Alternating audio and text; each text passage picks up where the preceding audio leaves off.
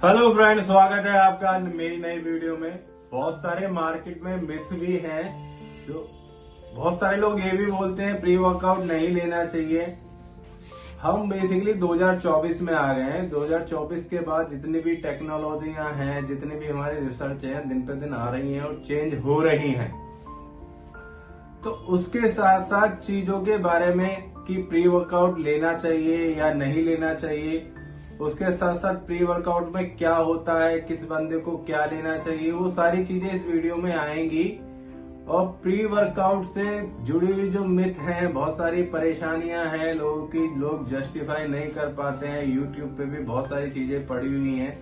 New कमर को बहुत सारी दिक्कतें होती हैं कि हमें प्री लेना है या नहीं लेना है, क्योंकि बहुत सारी चीजें तो सोचने में बीत जाते हैं कि हमें लेने की जरूरत है या नहीं है। तो आइए, जैसा कि शुरुआत करते हैं वीडियो की, प्री वर्कआउट में होता क्या है और प्री वर्कआउट क्यों लेना चाहिए और किसी एज के अकॉर्डिंग किसको लेने की जरूरत है। प्री वर्कआउट का मतलब है कोई भी ऐसी चीज जो हम वर्कआउट से पहले लेते हैं, जिससे कि हम एनर्जेटिक यानी हमें एनर्जी महसूस हो सके और वर्कआउट को हम अच्छे से कर सके।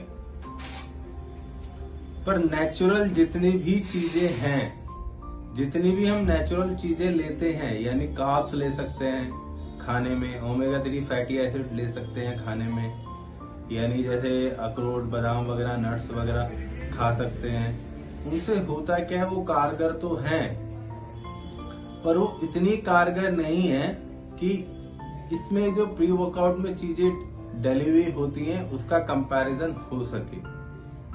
तो थोड़ा सा लेके चलते हैं। हम शुरुआत करते हैं कि प्री वर्कआउट बेसिकली आपने देखा होगा, लगभग 2008 से पहले प्री वर्कआउट को कोई जानता भी नहीं था। जितने भी पुराने रेसलर हैं या जितने भी अच्छे बॉडी बिल्डर्स हैं, वो लोग करते क्या थे उस टाइम पे, लेते क्या थे, ज्यादातर वर्कआउट करने से पहले या तो वो अखरोट खाते थे या केला खाते थे, या फिर दूध जलेबी चलती हैं, आपने सुना होगा, दूध जलेबियां खाते थे। कारण क्या है, वो कार्ब से एनरिच होती थी, यानी भरी हुई होती थी कार्ब से। कार्ब यदि बॉडी में जाता है तो कार्ब का भी एक अपना काम है, बॉडी का ग्लूकोज लेवल बढ़ाना। यानी जितनी भी बॉडी में रिएक्शन है वो सारी उसी पे ही काम करती है। यदि ब्लड का ग्लूकोज लेवल आपका बढ़ा हुआ है तो आप परफॉर्म अच्छे से कर पाओगे।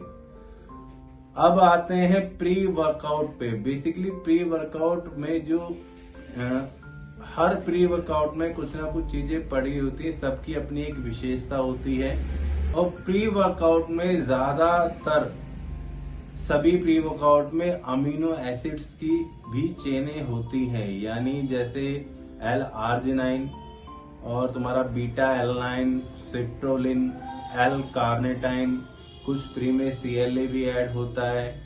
कुछ प्री ऐसे भी होते हैं जो टेस्टोस्टेरोन को सपोर्ट करते हैं, यानी टेस्टोस्टेरोन के लिए ब्लेंड भी होता है। कुछ प्री ऐसे भी होते हैं जो जिसमें सिट्रोलिन, L-आर्जिनिन और उसकी फॉर्म्स होती हैं 4-5 तरीके की डली हुई, जिससे कि हमारा पंप यानी ऑक्सीजन लेवल बढ़ सके। तो उस तरीके से हमें डिसाइड करना होता है कि हमें वर्कआउट कैसे करना है। उसी तरीके से हम प्री वर्कआउट का चयन कर सकते हैं। यदि हमें एडिशनल वेट ट्रेनिंग करनी है तो हमें NO वाला सेगमेंट वाला प्री वर्कआउट लेना है, यानी हमें पंपिंग चाहिए, वेट ट्रेनिंग करनी है तो हमें उस तरीके का प्री चाहिए।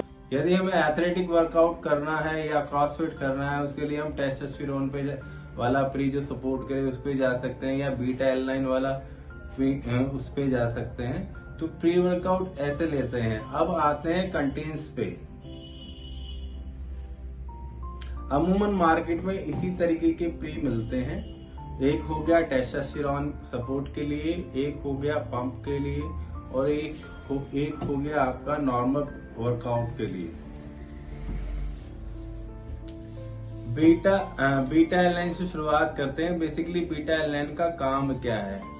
बीटा एलानाइन बेसिकली जितने भी एथलेटिक यानी फिजिकल जितनी भी एक्टिविटीज होती हैं उन्हें सपोर्ट करता है, उन्हें बढ़ाता है, बीटा एलानाइन। अब आते हैं आर्जिनाइन पे। आर्जिनाइन की काफी सारी फॉर्म्स होती हैं। आर्जिनाइन का बेसिकली काम क्या है, जब आर्जिनाइन हम माउथ के थ्रू लेते हैं तो बॉडी में जाने के बाद वो एसिड में कन्वर्ट होता है एसिड में कन्वर्ट होने के बाद आर्जिनिन का जो काम है, हमारी नसें हैं, नसों में जो फ्लो है ब्लड का वो बढ़ा देता है। और आपने देखा होगा जो पंप वाला सिस्टम होता है, पंप को वो प्रमोट करता है, यानी हम ये कह सकते हैं बॉडी का ऑक्सीजन लेवल बढ़ जाता है। एल-आर्जिनाइन बेसिकली जो पाया जाता है डेयरी प्रोडक्ट में, रेड मीट में, फिश में, और एल-आर्जिनिन पाया जाता है जो हम नेचुरल रिसोर्स ना लेके आर्टिफिशियल मार्केट में मिल जाता है। फिर आते हैं एल-आर्जिनिन सेगमेंट जो होता है वो सिट्रोलिन में होता है, एल-सिट्रोलिन में मेन प्रॉब्लम ये है वो मौसम के अकॉर्डिंग वो चेंज होता रहता है, यानी पानी को अडॉप्ट करने की आदत होती है, उसमें कई बार जमने की शिकायत होती है। आपने देखा भी होगा बहुत सारे प्री वर्कआउट जम जाते हैं सिप्टोलिन के कारण ही। फिर आते हैं इसमें एल-कार्निटिन जो पड़ा होता है लगभग प्री में ज्यादातर 1 से 1.5 ग्राम एल-कार्निटिन आपको मिल जाएगा। एल-कार्निटिन का बेसिकली काम होता है फैट को एनर्जी में डेवलप करना।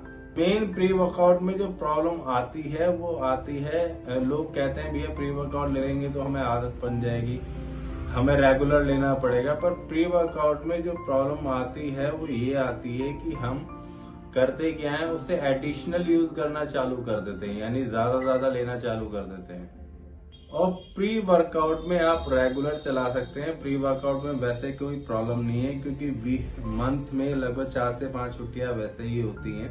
रेगुलर आप महीने से 45 दिन रेगुलर चला सकते हैं, प्री वर्कआउट में प्रॉब्लम नहीं है। पर उसकी एडिशनल और ज्यादा क्वांटिटी आपको नुकसान दे सकती है, और ये सारी चीजें एडल्ट्स के लिए होती हैं। सभी प्रोडक्टों पे लिखा होता है कि ऑलरेडी एडल्ट यूज, तो आप ध्यान रखें। आपको जो चयन करना है चीजों का बेहतर करना है, और मुझे चाहिए क्या उस हिसाब से चीजों का सिलेक्शन करना है। उम्मीद करता हूँ आपको वीडियो अच्छी लगी होगी। आप लाइक कर सकते हैं, सब्सक्राइब कर सकते हैं संजय नागर न्यूट्रिशन के नाम से।